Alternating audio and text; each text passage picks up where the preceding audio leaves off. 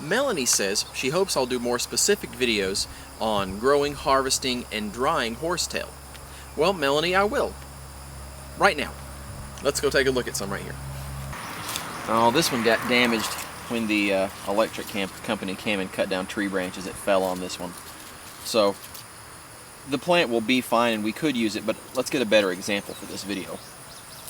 Poor thing. These will die back to somewhere around here, and it will make a bunch more. It'll probably spread out too. Here's some horsetail that I started this probably 3 years ago now, and it's mainly spreading by vegetative means. Under the ground the stems will grow and then more of these will pop up. It also does produce spores, so if it's in an advantageous environment, it'll produce that way. And to harvest it, we can either get scissors and snip across it, or you can pull and pop it apart easily at any of those little connecting nodes right there. How much do you want to take of the plant? Well, the entire above ground portion is medicinal and usable. It depends on who you ask. Doug Simons is an herbalist. He does a lot with this plant, and he says to just take, I think it's like the top 1/8 of it, to give the plant plenty of resources to keep growing. I personally take more because it's a tougher plant. I'll go down about here. I'll just leave it a good, maybe 6 inches or so, and it comes back. But there may be something for taking just that very top portion, because the younger growth is what's going to have, let's let this big truck pass. The younger growth, especially in the springtime, we're in summer now, but the younger growth will have a higher percentage of the absorbable form of silica. Now again, you can use the whole above ground part, and it will all have some of that type of silica that you want, the kind that your body can actually absorb, but the highest percentage will be in the, toward the growing end. So what I want to do today is I'm going to go ahead and cut this off fairly low, and then we're going to try to pull this up and try to transplant it. Now really, ideally, I should have a little hand trowel or shovel. Yeah, this is a younger piece. This would be more prime stuff. The reason that I snap it off down low before I dig it up is because we're going to inevitably damage some of the roots, and I don't want those weakened roots to have to support a lot of above ground growth. So even though we're cutting it back and it'll take it a while to grow back, it's easier on the plant overall when we're doing this. But you really don't have to be worried. It is a hardy plant. I've very rarely had any die, even when I dig it up with my fingers instead of an actual proper tool. There. That's all there is to it. Now, if we were brave and adventurous, we could probably get enough roots dividing this to make 3 different plants. You know what? Let's be brave. Yeah, I'm feeling it out. There's 1, 2, and 3. And each of these ought to survive. We're going to go ahead and put them in a pot. And I could feel that its root was coming from this way. It probably connects to this one and then on that way somewhere. I could just put these out in the ground, and I have done that before. And most of the time they're just fine if I don't put it somewhere that my wife mows regularly.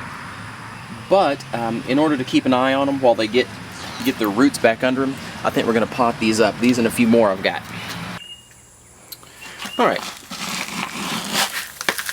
Horsetails, they like a moist soil, and they like a silica-rich soil. So if you have a place that has a lot of minerals,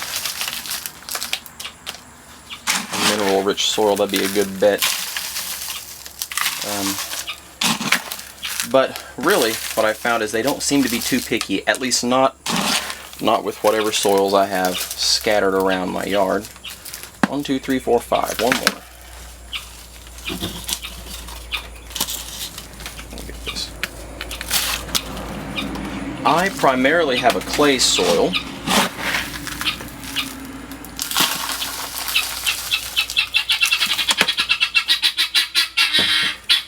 I have a guinea too.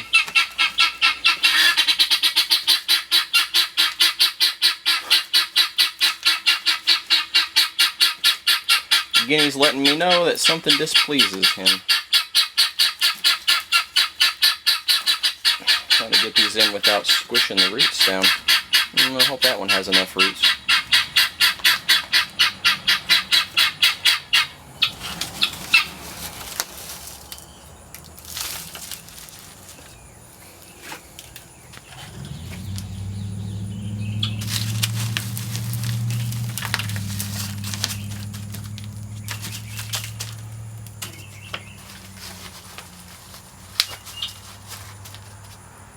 Okay, we're going to give those a little drink of water, and then once you see them start to put on some new growth, they're ready.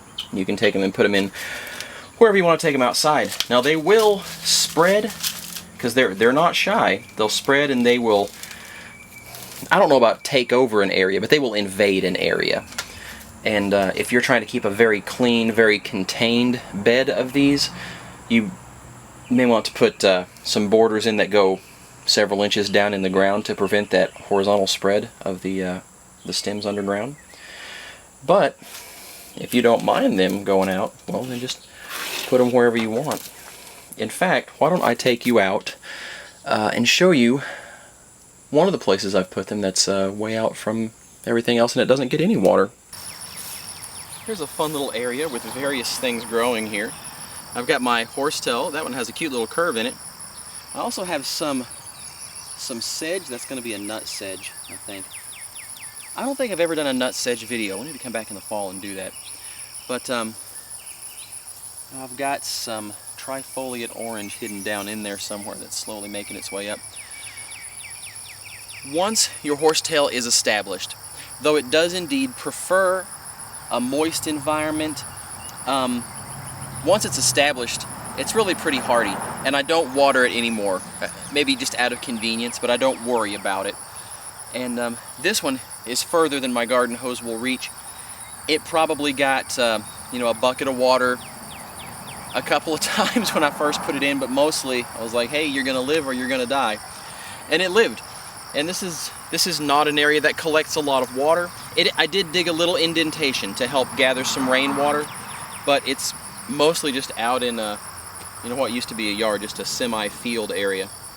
And it's doing just fine. So as far as care goes and growing, there's not much you have to do with it. It is a wild plant and it is very weedy in places. So yeah, care is very minimal. Just water it some as it's getting established. And once you see it starting to put on some new growth up top, it's probably good by that point. And you really don't have to do anything other than come by and harvest every so often. Tell it nice things. Tell it that you like it and you appreciate it. Okay, let's look at drying, and then I think that'll be about wrapped up. To dry your horsetail, my favorite is just to put them in the dehydrator, and I put it on the lowest heat setting and let it go. I've also just laid it out on a counter and just let it air dry.